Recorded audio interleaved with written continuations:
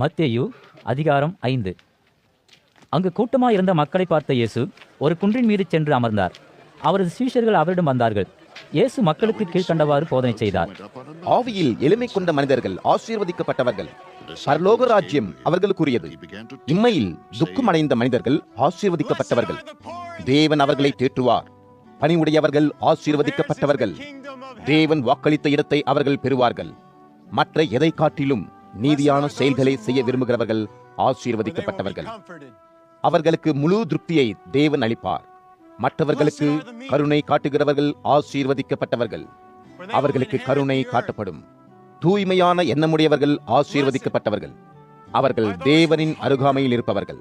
அமைதிக்காக செயலாற்றுகிறவர்கள் ஆசீர்வதிக்கப்பட்டவர்கள், தேவன் அவர்களை தன் குமாரர்கள் என அழைப்பார். நன்மை செய்வதற்காக தண்டிக்கப்படுகிறவர்கள் ஆசீர்வதிக்கப்பட்டவர்கள், பரலோக ராஜ்யம் அவர்களுக்குரியது. உங்களுக்கு எதிராக தீய சொற்களை பேசி மக்கள் உங்களை துன்புறுத்துவார்கள். நீங்கள் என்னை பின்பற்றுவது நிமித்தம் எல்லா விதமான தீய சொற்களையும் உங்களுக்கு எதிராக சொல்வார்கள்.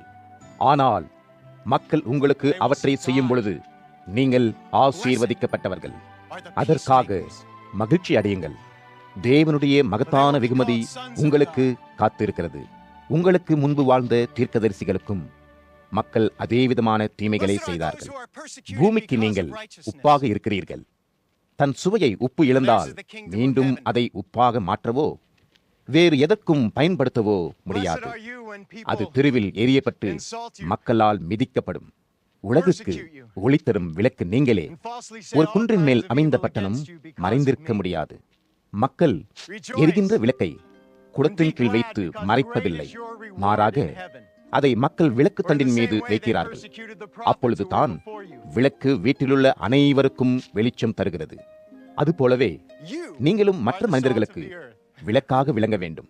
உங்களது நற்செயல்களை மற்றவர்கள் காணும்படி வாழுங்கள்.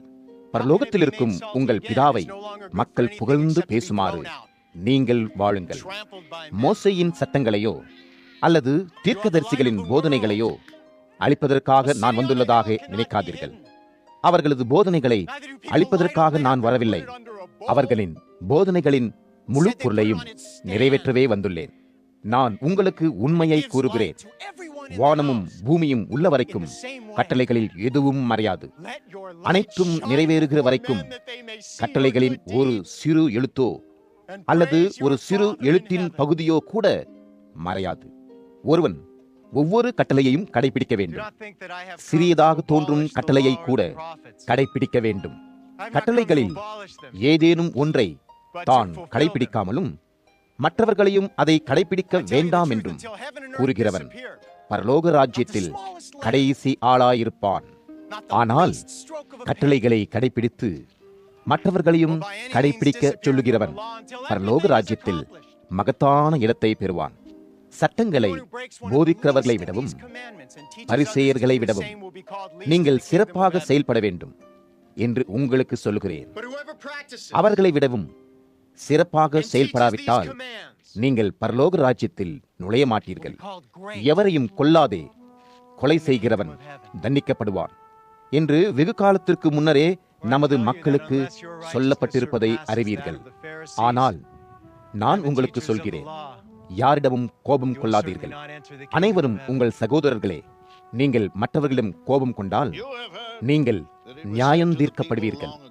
மற்றவருக்கு எதிராக தீயவைகளை சொன்னால் யூத ஆலோசனை குழுவினால் தண்டிக்கப்படுவீர்கள். வேறொரு மனிதனை முட்டாள் என்று நீங்கள் அழைத்தால் நரக தீயின் ஆபத்துக்குள்ளாவீர்கள். எனவே நீங்கள் தேவனுக்கு உங்கள் காணிக்கையை பலிபீடத்தில் செலுத்தும் பொழுது மற்றவர்களையும் நினைத்து பாருங்கள். நீங்கள் உங்கள் காணிக்கையை செலுத்தும் பொழுது உங்கள் சகோதரன் உங்கள் மீது வருத்தத்துடன் இருப்பது உங்கள் நினைவிற்கு வந்தால் உங்கள் காணிக்கையை பலிபீடத்திற்கு முன் வைத்துவிட்டு சென்று அவனுடன் சமாதானமாகுங்கள். பின்னர் வந்து உங்கள் காணிக்கையை செலுத்துங்கள். உங்கள் எதிரி உங்களை நீதிமன்றத்திற்கு அழைத்தால் அவனுடன் விரைவாக நட்பாகுங்கள். நீதிமன்றத்திற்கு செல்வதற்கு முன்பே அதை செய்ய வேண்டும். அவனுடன் நட்பாகாவிட்டால் அவன் உங்களை நீதிபதியிடம் ஒப்படைப்பான். மேலும் நீதிபதி உங்களை சிறையில் அடைக்க காவலரிடம் ஒப்படைப்பார்.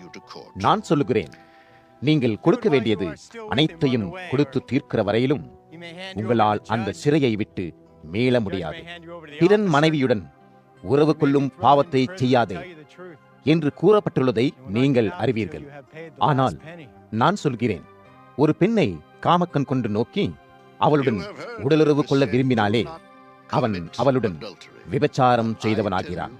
உங்கள் வலது கண் நீங்கள் பாவம் செய்ய காரணமானால் அதை பிடுங்கி எறியுங்கள். உங்கள் சரீரம் முழுவதும் நரகத்தில் விழுவதை காட்டிலும் அவ்வுடலின் ஓர் உறுப்பை இழப்பது நன்று. உங்கள் வலது கை உங்களை பாவம் செய்ய வைத்தால் அதை வெட்டி எறியுங்கள். உங்கள் சரீரம் முழுவதும் நரகத்தில் விழுவதை காட்டிலும் அவ்வுடலின் ஒரு பகுதியை இழப்பது நன்று. தன் மனைவியை விவாகரத்து செய்கிற எவரும் அவளுக்கு எழுத்தின் மூலமாக சான்றிதழ் அளிக்க வேண்டும் என்றும் சொல்லப்பட்டிருக்கிறது. ஆனால் நான் உங்களுக்கு சொல்லுகிறேன், தன் மனைவியை விவாகரத்து செய்கிறவன் அவளை விபச்சார பாவத்தின் குற்ற உணர்வுக்குள்ளாக்குகிறான். தன் மனைவி வேறொரு ஆடவனுடன் சரீர உறவு வைத்திருப்பது மட்டுமே ஒருவன் தன் மனைவியை விவாகரத்து செய்யத்தக்க காரணமாகும். விவாகரத்து செய்யப்பட்ட அப்பெண்ணை மனம் புரிகிறவனும் விபச்சாரம் செய்தவனாகிறான். நீ ஒரு சத்தியம் செய்தால் அதை மீறக்கூடாது என்றும், கர்த்தருக்கு செய்வதாக சொன்ன வாக்குறுதியை நிறைவேற்றுவாயாக என்றும் வெகு காலத்திற்கு முன்னரே நமது மக்களுக்கு சொல்லப்பட்டிருப்பதை அறிவீர்கள். ஆனால் நான் உங்களுக்கு சொல்கிறேன், ஒருபோதும் சத்தியம் செய்யாதீர்கள். பரலோக ராஜ்யத்தின் பெயரால் சத்தியம் செய்யாதீர்கள். ஏனென்றால் பரலோக ராஜ்யம் தேவனின் அரியாசனம். பூமியின் பெயராலும் சத்தியம் செய்யாதீர்கள். ஏனென்றால் பூமி தேவனுக்கு சொந்தமானது.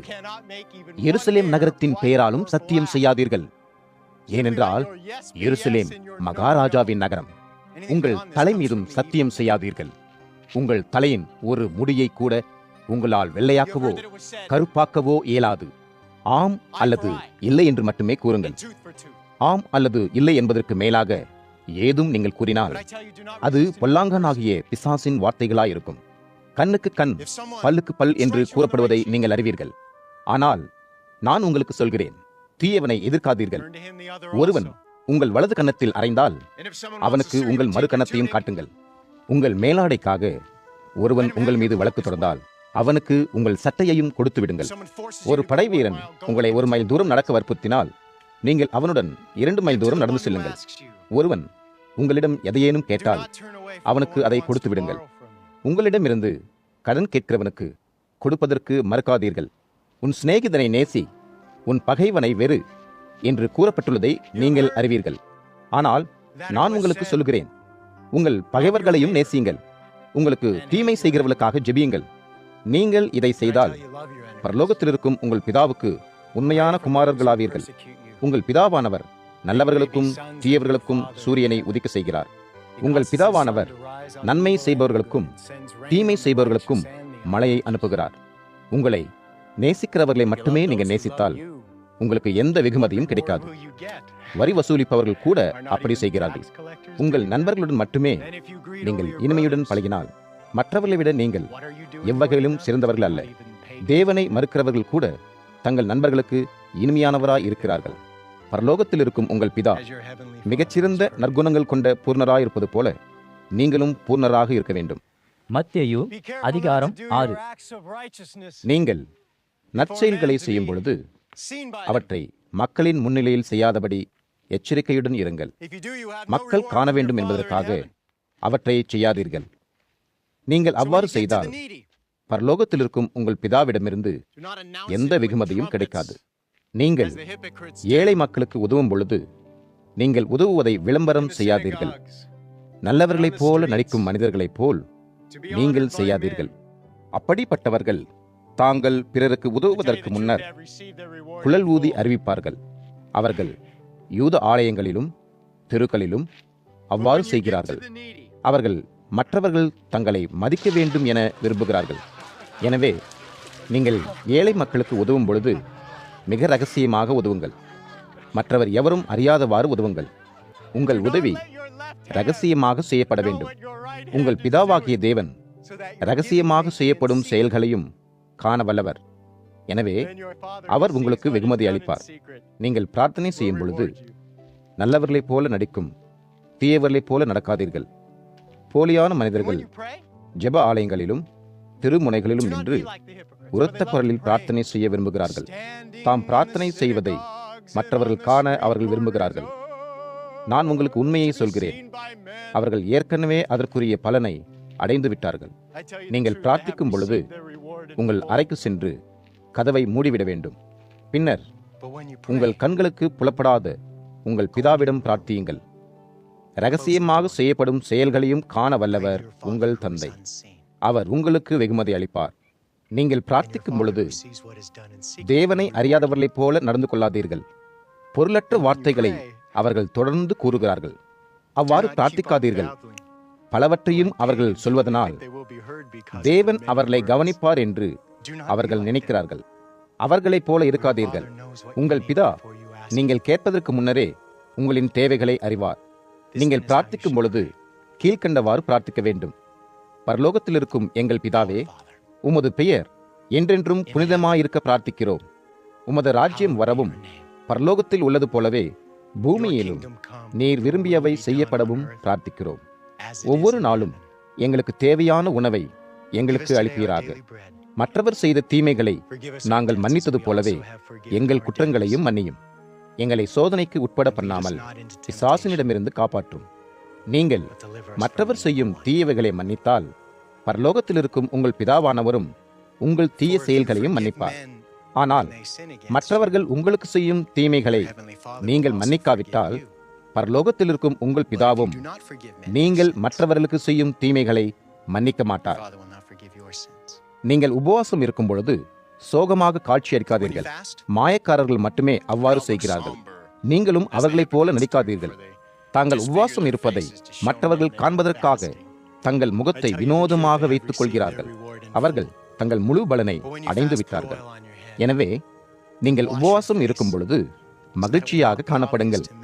முகம் கழுவிக்கொள்ளுங்கள். எனவே நீங்கள் உபவாசம் இருப்பது மற்றவர்களுக்கு தெரியாது.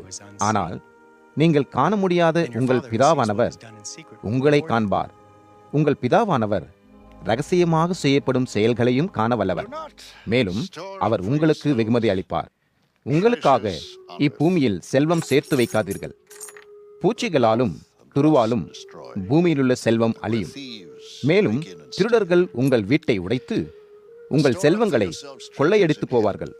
எனவே உங்கள் செல்வங்களை பரலோகத்தில் சேமியுங்கள். பூச்சிகளும் துருவும் அவற்றை அழிக்க இயலாது. பரலோகத்தில் இருக்கும் செல்வத்தை திருடர்களும் திருட முடியாது. உங்கள் செல்வம் எங்கேயோ அங்கே உங்கள் உள்ளமும் இருக்கும். உடலுக்கு ஒளி தருவது கண். உங்கள் கண்கள் நன்றாக இருந்தால் உங்கள் சரீரம் முழுவதும் ஒளியுடன் திகழும். ஆனால் உங்கள் கண்கள் கெட்டுப்போனால் உங்கள் சரீரம் முழுவதும் ஒளியிழந்து போகும். உங்களில் உள்ள வெளிச்சம் இருளாயிருந்தால் அவ்விருள் எவ்வளவு கொடியதாயிருக்கும். எந்த மனிதனாலும் ஒரே நேரத்தில் 2 முதலாளிகளுக்கு வேலை செய்ய முடியாது. அவன் ஒரு முதலாளியை நேசித்து மற்ற முதலாளியை வெறுக்க நேரிடும். அல்லது ஒரு முதலாளியின் பேச்சை கேட்டும் மற்ற முதலாளியின் பேச்சை மறுக்கவும் நேரிடும். எனவே நீங்கள் ஒரே நேரத்தில் தேவனுக்கும் பணத்திற்கும் பணிபுரிய முடியாது. எனவே நான் சொல்கிறேன், நீங்கள் உயிர் வாழ தேவையான உணவிற்காக கவலை கொள்ளாதீர்கள். உங்கள் உடலுக்கு தேவையான உடைக்காகவும் கவலை கொள்ளாதீர்கள். உணவை விடவும் முக்கியமானது ஜீவன். உடையை விடவும் முக்கியமானது சரீரம். பறவைகளை பாருங்கள். அவைகள் விதைப்பதோ அறுவடை செய்வதோ களஞ்சியங்களில் சேமித்து வைப்பதோ இல்லை. ஆனால் உங்கள் பரலோக பிதா அவைகளுக்கு உணவளிக்கிறார். பறவைகளை காட்டிலும் நீங்கள் மிகுந்த முக்கியத்துவம் வாய்ந்தவர்கள் என நீங்கள் அறிவீர்கள். கவலைப்படுவதனால் உங்களால் உங்கள் வாழ்நாளை கூட்ட இயலாது. உடைகளுக்காக ஏன் கவலை கொள்கிறீர்கள்? தோட்டத்திலுள்ள மலர்களை பாருங்கள். அவை எப்படி வளர்கின்றன என்பதை பாருங்கள். அவைகள் வேலை செய்வதும் இல்லை, தங்களுக்கான உடைகளை தயார் செய்வதும் இல்லை. ஆனால் நான் சொல்கிறேன், மாபெரும் பணக்கார மன்னனான சாலமோன் கூட இந்த பூக்களில் ஒன்றைப் போல அழகாக உடை அணியவில்லை. அவ்வாறே தேவன் வயல்களில் உள்ள புற்களுக்கும் உடை அணிவிக்கிறார். இன்றைக்கு உயிருடன் இருக்கும் புல் நாளைக்கு தீயில் இடப்பட்டு எரிக்கப்படும். எனவே தேவன் உங்களுக்கு சிறப்பாக உடை அணிவிப்பார் என்பதை அறியுங்கள். தேவனிடம் சாதாரணமான நம்பிக்கை வைக்காதீர்கள். உண்பதற்கு என்ன கிடைக்கும், அல்லது குடிப்பதற்கு என்ன கிடைக்கும், அல்லது உடுப்பதற்கு என்ன கிடைக்கும் என்று கவலை கொள்ளாதீர்கள். தேவனை அறியாத மக்களே இவற்றை பெற முயற்சிக்கிறார்கள். நீங்களோ கவலை கொள்ளாதீர்கள். பரலோகத்தில் இருக்கும் உங்கள் பிதா இவைகள் உங்களுக்கு தேவை என்பதை அறிவார். தேவனின் ராஜ்யத்தையும் நீங்கள் செய்ய வேண்டுமென தேவன் விரும்பும் நற்செயல்களை செய்தலையுமே நீங்கள் நாட வேண்டும். அப்போது தேவன் உங்களது மற்ற தேவைகளையும் நிறைவேற்றுவார். எனவே நாளையை குறித்து கவலை கொள்ளாதீர்கள். ஒவ்வொரு நாளும் தொல்லை உண்டு. நாளைய கவலை நாளைக்கு. மத்தேயு அதிகாரம் 7. மற்றவர்களை நீங்கள் நியாயம் தீர்க்காதீர்கள், அப்பொழுது தேவன் உங்களை நியாயம் தீர்க்க மாட்டார். நீங்கள் மற்றவர்களை எப்படி நியாயம் தீர்க்கிறீர்களோ அவ்வாறே தேவன் உங்களை நியாயம் தீர்ப்பார். மற்றவர்களுக்கு நீங்கள் வழங்கும் மன்னிப்பு உங்களுக்கும் வழங்கப்படும்.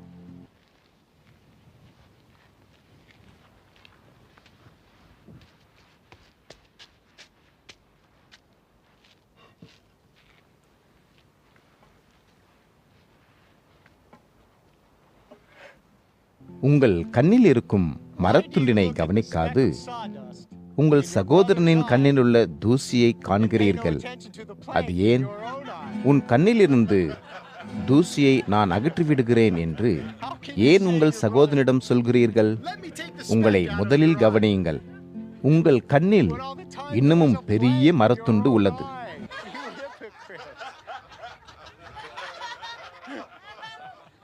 மாயக்காரரான நீங்கள் முதலில் உங்கள் கண்ணிலிருந்து அம்மரத்துண்டை அகற்றுங்கள்.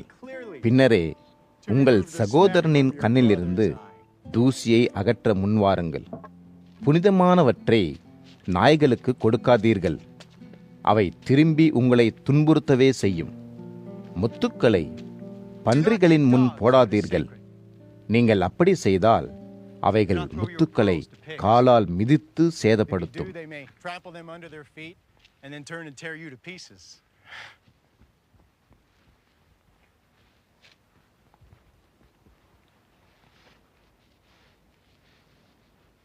தொடர்ந்து கேளுங்கள், தேவன் கொடுப்பார். தொடர்ந்து தேடுங்கள், கிடைக்கும். தொடர்ந்து தட்டுங்கள், திறக்கப்படும். ஆம், ஒருவன் தொடர்ந்து கேட்டால் அவன் அதை பெறுவான். ஒருவன் தொடர்ந்து தேடினால் அவன் கண்டடைவான். ஒருவன் தொடர்ந்து தட்டினால் கதவு அவனுக்காக திறக்கப்படும். உங்களில் யாருக்கேனும் குமாரன் உண்டா?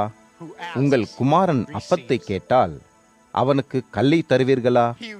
இல்லை. அல்லது உங்கள் குமாரன் மீனை கேட்டால் அவனுக்கு பாம்பை கொடுப்பீர்களா? இல்லை.